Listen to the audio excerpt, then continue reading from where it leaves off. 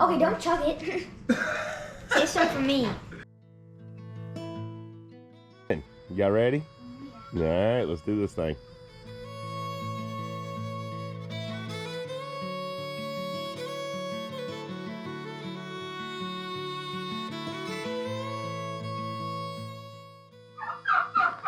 Good morning, ladies.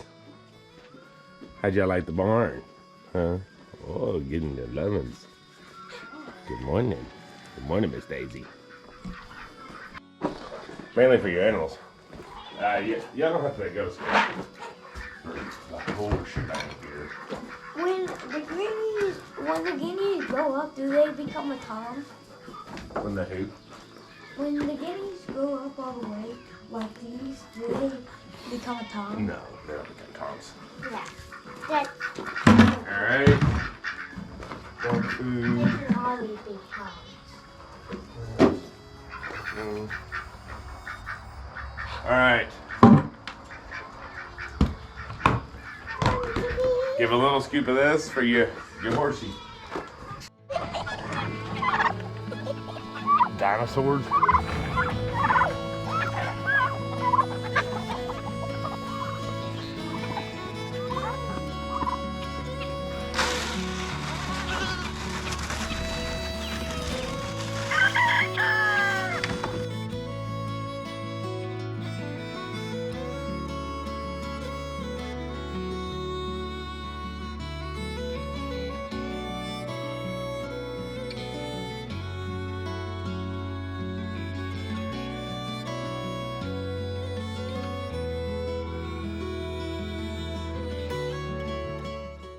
All right, you feed Dolly over here. Raylan, I'll get you in Tilly's bed. Good morning, Tilly. Good morning. Good job. All right, Ray, get your bucket because when she's gonna want to eat, so you gotta. Because she's hungry. All right, Food in here. walk on in there.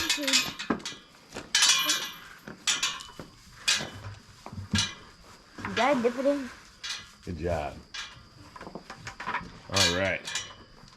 Y'all forgot your buckets again. What bucket? Your horse bucket.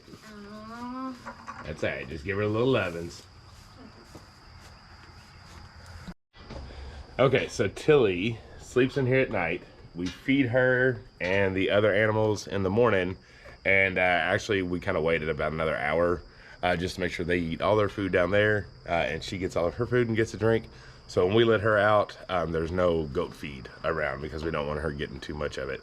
And then we let her have the grass. And then we put her back up in the afternoon. That way she stays on a good diet. I kind of get the tangled over here when I have my horse bucket. Now I hear you. Now I hear you, mama, big mama.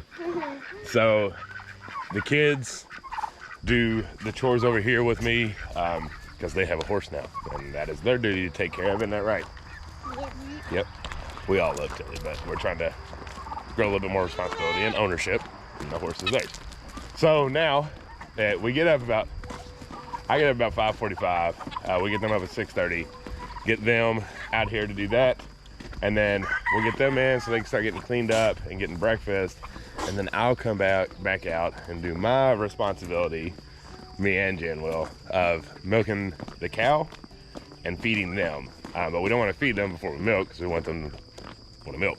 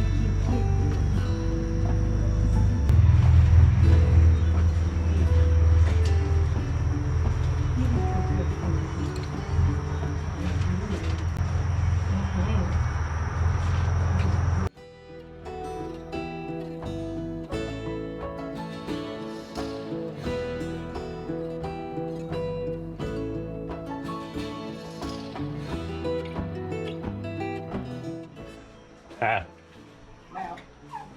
Okay, so we just got done milking. Much better. Spraying. Yeah, now she's doing apple cider vinegar and some essential oils spray. It's all organic for Miss Daisy. I almost called you Flossie again. Oh, look at her. She goes side-eye again. Yeah, and I know her halter's not on right. I'm gonna fix that too. And here is Flossie. So I'll put up this like fake electric fence to kind of keep them out. But cows just know, man. Like she hasn't tried to challenge any fence whatsoever until we put up this fake one, and she kind of keeps putting her head on it. What you do? She's getting mad. Oh, what's out? Here. Forgot to give her her treats. Oh, yeah. You think that's probably what she's mad about. She said, "Where's my treats back, God?" I said, good girl. You're just so good. I ain't got one more. There you go. All right, milking done. Took about 45 minutes-ish. They all ate out there. Field milking is for the birds. Yeah, never again. Barn milking is the way to do it. I did have to do a lot of cutting. As you can tell, this barn's real short. Yeah. So it was quite the job getting it in here, but we got it done. Oh, and So glad we did. yeah, me too. For them and for us. Yeah. We were getting bit by flies and all that stuff out in the field. It was something. Had blood running down our legs. Yeah, and here we got a fan. We got nice, happy cows. Yeah. All right, let's get her out.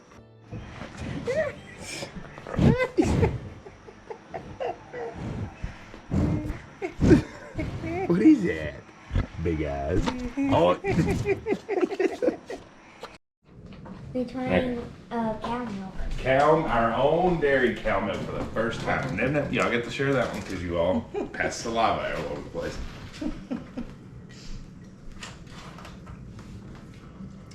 That's good. That tastes kind of like goat's milk.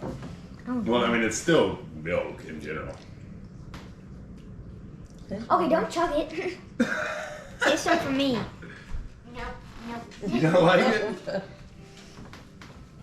It's good. Very creamy. It's very good. I mean, it's like Yeah. almost like buttermilk thick. Apparently, Wyatt likes it. Yeah, he's You want another drink? No, I'm good. I love it. I usually drink milk in the heat of the day. Milk is a bad choice.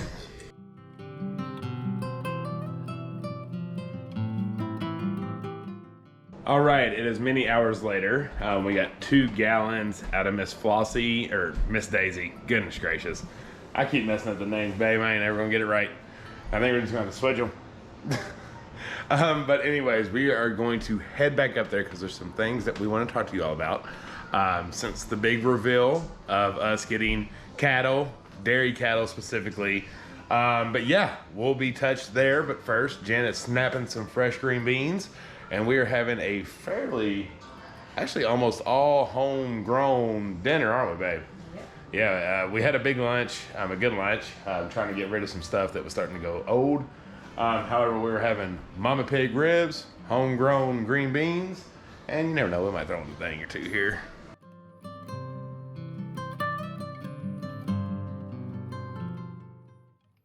Whoo-wee! Dinner was absolutely fantastic. Jen outdid herself. So those ribs were so good. We like our ribs sweet and spicy, and man, they had a little bit of extra kick, which I really enjoyed, but it was a little too hot for the kids. But the kids loved it. We had that, green beans, and corn. The corn was not our farm raised. However, it was all farm raised dinner, which is really cool. But Jen has got, see right there, some chicken broth going out of one of the carcasses of our chickens that we had, because we ate one of those the other day and made some pulled barbecue chicken. So she's using that carcass to make chicken broth, which we haven't bought broth from a store since, I couldn't tell you when, basically since we started raising our own meat, because we just use all purposes of that, and it's so much more flavorful and so good.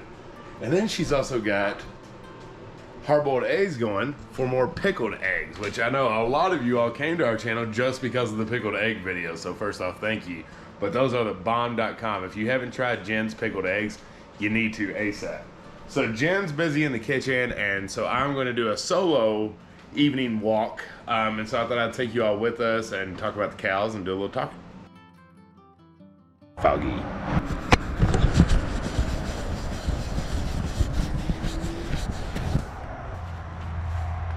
Look at the Mexican sunflowers back there. Aren't they gorgeous? They're really starting to bush up and look so pretty. And check out this celosia. Like, if you're not growing this, you're missing some amazing color pops. It's so pretty.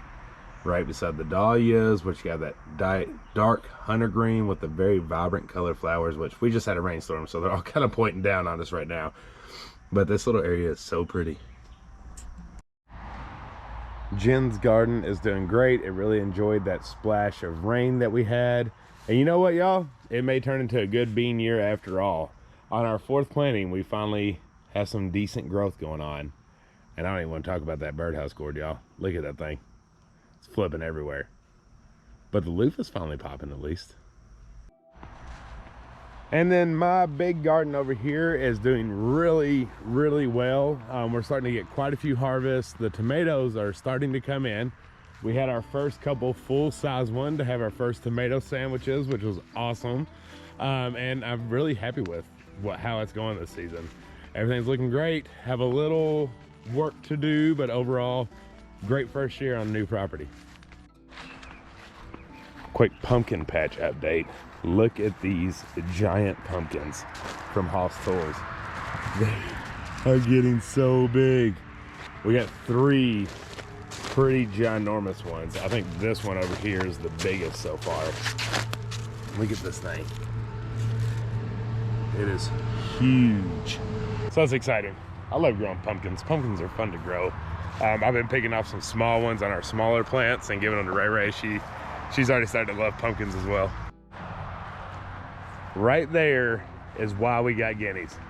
They just roam around. I watched them go through the walking paths of the garden, not bothering anything, but they're eating every pest that you don't like jumping on you throughout the day.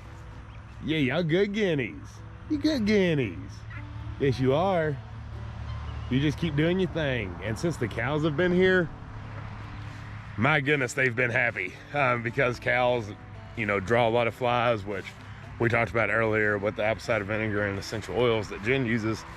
However, they're going to be around. Well, they produce a lot of fly larvae, and the guineas have been just hanging around the cows, eating all that up, which in one area really helps our fly problem out too. So guineas are just still the best poultry that you can ever have, and no one's ever going to prove me wrong. Like, you're never going to convince me that there's something better than a guinea. They're just amazing animals. What's happening, y'all? Oh, thanks, Butters. Did I scare the pee out of you? You about to pee on your kid. Where you at, Lucy? Hi, little Lucy. Hi, Dolly. All that sneezing for, Anna. Hey, can y'all give the brothers a little space? Give a brother a little space, y'all. Right on me. It ain't eating time. And there's my sweethearts. I know y'all seen a lot of them today, but you're gonna see a lot of them on the channel, so get used to it. How y'all doing? Miss Flossie, Miss Daisy. Hopefully it's brighter on your screen than it is on this little camera in here. We have fairly good light, but like I said, it was kind of a cloudy day today. No, but I want to talk about the cows just a second more. I hope y'all aren't tired of them, because I know I ain't. You know, that was the only missing piece for our farm, and it's so important for us to have them now, and it's really meant a lot to me. I think I might have mentioned this in our reveal video, but you know, a lot of the animals were Jen's idea, and I've always been the gardening guy.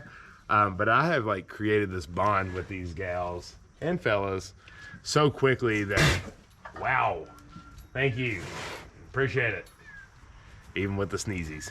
I've gained like a bond with them that's so tight already that I'm just excited for the future with cattle, and raising them right and raising them good, and continuously learning more. I think I've asked more friends tips and tricks over the cattle more than I have with any other animal that we've ever owned. I just have a pride in them. You know, people say like chickens are a gateway drug into like more bigger animals.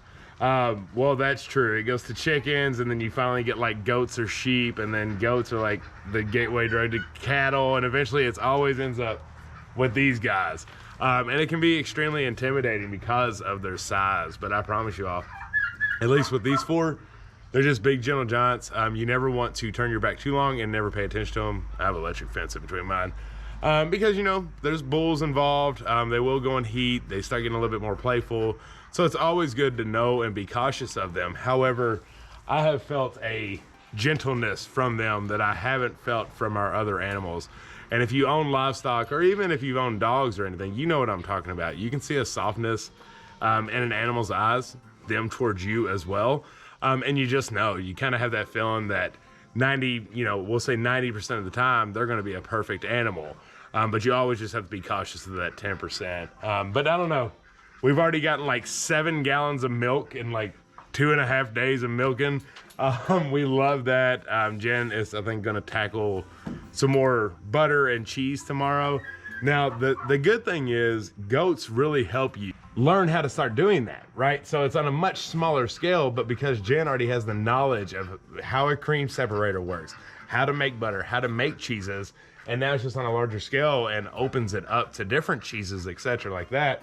It's like we haven't missed a beat, and like we can just roll right into doing all that awesome stuff with them. So I do highly recommend, like getting a dairy animal, a smaller one, before jumping into cattle. That's just us. I just know it's working really well for us because we're getting an abundance of milk, which is a blessing, but we already know what to do with it, and already have the equipment to do that stuff too. So just thoughts, as people are getting into this, because I've wanted them ever since we've started homesteading.